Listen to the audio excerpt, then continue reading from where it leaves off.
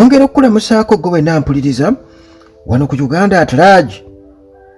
Essaawa eno twagala munnange okuwubako olubu lw'ekigere mu lutalo olukwajja wakati wa Ukraine ne Russia, era nga abantu beebuuza, amawulire wano aga Fox News mu America gakoze buli muntu kye yeebuuza nti kiki ekifootodde Putin, omusajja eŋŋwaŋŋuli atiika buli muntu, naye n'akuba Ukraine ennaku 14 nga talina kyazzaako. Akasiriikirira ako muganda wange ategeeza ki? Ate era munnange tugendeko mu kalulu k'omu America wali tulabe ensiitaano eriwo wakati wa Kamala Harris ne Trump, biki ebigenda mu maaso. Naye katusookere mu Ukraine. Munnange Ukraine ekubye Putin kati wiikisi bbiri era olutalo munda mu Russia munnange lukaaye. Amagye aga Ukraine bwe gongedde okufulula nga Russia ensi munnange ey'okubiri mu bwakirimaanyi mu nsi yonna, okubeera nti nno ekiriyo kati emmundu etokotera munda mu yo kyewuunyisa ensi yonna. America y'ensi esinga obwakirimaanyi n'eddirirwa Russia. China yakusatu ate Ukraine ekwata kya 18 kyokka. Mu wiiki 2 eziyise Russia efuuse bakimpe nkyekubire. Nejjukira nti akasiriikiriro sajja ayinza okubagamba okay, kankole ekisembayo mbalage. Ukraine munnange bwegikubye mu kufuka kyesirikire, Ukraine bwegikubye neyingira munda kilomita nno ziri eyo mu 1200 okuva kugamba bw'ogeraageranya oyinza okugamba tukuva e Kampala okutuuka ku mwalo ogw'e Mombasa mu Kenya. Nejjukira Russia nsi nnene nnyo netta abajaasi, era Ukraine essa abajaasi abasoba mu 1000 okwonoona ebintu wamu n'okutta bannansi ba Russia abawera nga tewali munnange kanyego kava wa Putin. Ensi gwebadde munnange emanyi nga omukambwe atakkiriza muntu yenna kuzanyira ku Russia. Wiiki eno abasajja ba Ukraine bamuyungulidde ennyonyi ennwanyi ezeevuga zokka 145 ne zirumba ebitundu 4 okuli n'ekibuga ekikulu Moscow kyokka. Era Putin tanavaamu mwasi yadde. Aba Ukraine wiiki bagimazeeko nga bawaga nga bwe bakubye enkambi, entindo, ebisaawe eby'ennyonyi n'ekisembyeyo. Bookizza emmeeri, amagye gookiza emmeeri ekubyeko amafuta ne balaga nti Putin afuutooseemu. Amawulire aga Russia aga Moscow Times gennyini ge gaalaze embeera entuufu mu masaza okuli erya Kursk. Amagye aga Ukraine gye gaasensera ennaku 14 eziyise ne gatandika okutta n'okuwamba amagye aga Russia. Okwo ne bagattako okusindika ennyonyi eza drone ezeevuga zokka mu ssaza ery'e Volgograd. Eno munnange bayokyezza ebisaawe eby'ennyonyi za Russia. Ekyasembyeyo y'engeri munnange amagye ga Ukraine agabalirirwamu okubanga gali eyo mu mutwalo nga gumu munda mu Russia gye galumbye akabuga Krasnodar. Eno munnange ne gookya omwalo Putin gwabadde asibiddeko olukoba okuyisaako ebintu ebisinga byabadde akozesa mu lutalo munda mu Ukraine.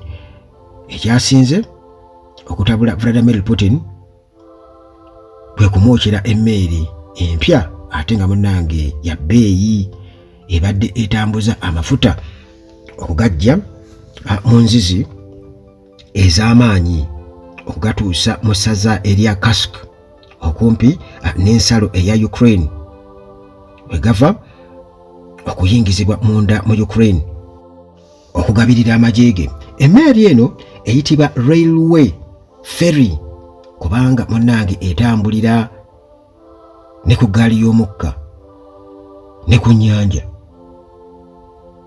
Yakubiddwa ku Lwokuna nga ekubyeko amafuta agakutte omuliro ogw'amaanyi ne gusooka gunnange gulanda ekitundu ekisinga mu ssaza eryo n'erikka munnange ne linyookera ddala.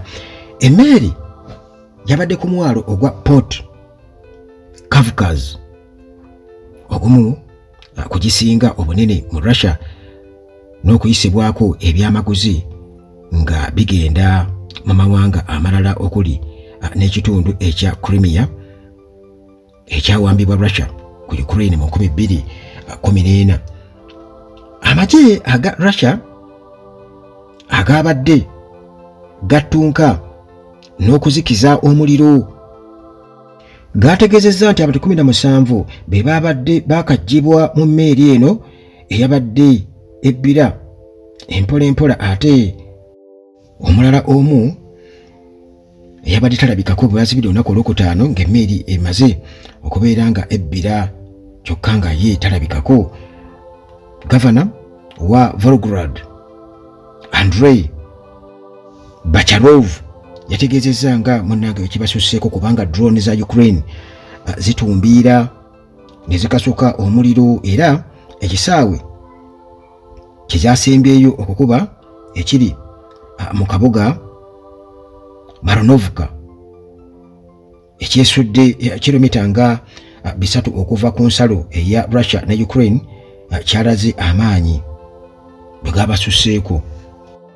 Amawulire aga News Channel Astra galaze ebifaananyi eby'ekitongole ekya NASA ekya Amerika ebyakubiddwa satellite nga byalaze ennimi z'omuliro ezituntumuka mu bwengula okakasa nti munnange Russia eri ku muliro.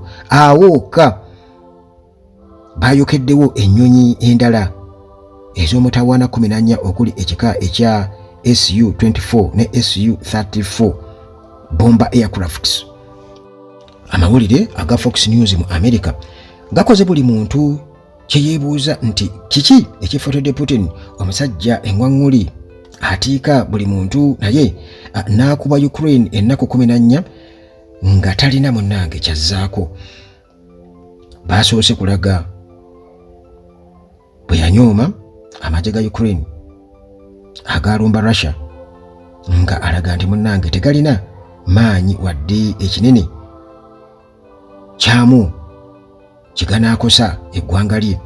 Amawulire aga Russia aga Medusa gano gaalaze obulabe obuli ku magye agaabayingirira ne balaga n'amalala agali eyo mu 15 Putin gatandise okukulumulula nga agajja mu Ukraine gye gasooka okutwalibwa nga alumba eggwanga eryo mu 2022 gamutaase kyokka munnange nti yajjukidde okubeera nga agajjayo ng'obudde bugenze.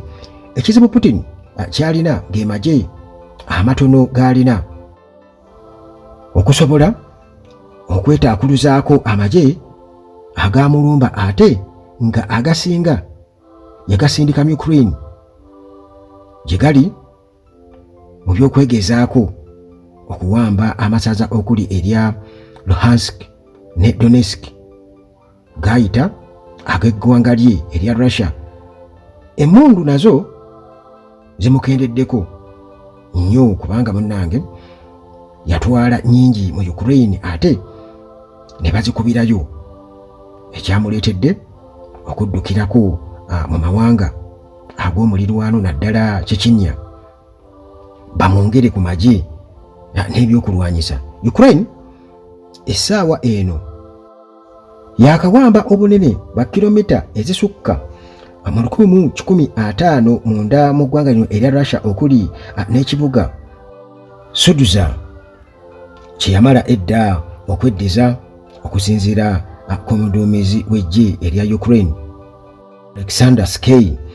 Amawulire ga Wall Street Journal nago munnange gagattako nti Putin yasindise amagye 5,000 okugoba aga Ukraine, kyokka ekituufu yeetaaga emitwalo 2 okusobola okugagonza, ate ng'essaawa eno tagalinaawo. Kati olwo munnange n'ayongera okubeera ng'asoberwa. Amawulire aga Newsweek gagamba nti Russia ereese eggye eppya gye bayise Space Troops, goyinza munnange okuyita agalwanira mu bwengula, kyokka nga si kyekyo mu butuufu bwakyo. Amagye ago galudde nga gatendekebwa Putin okwerinda kyonna ekiyinza munnange okuddirira mu by'olutalo olwa Ukraine ne Russia. Amagye ago gaagattibwa okuva mu bitongole ebya Russia ebyenjawulo okuli abakessi, bamakanika, ab'ebimotoka ebirwana, abakola ku by'ebizungirizi ebya Russia Aerospace Forces, abakola ku byuma ebya radar stations, ebiketta mizairo n'ebikompola. Ab'ekibiina ekya Institute for the Study of War mu America be baakoze okuketta kuno amagye gano ne bagamba nti tegannatuuka mu ddwaniro kwa ŋŋanga ga Ukraine, kyokka Putin yamaze dda okugasindika bubeefuke.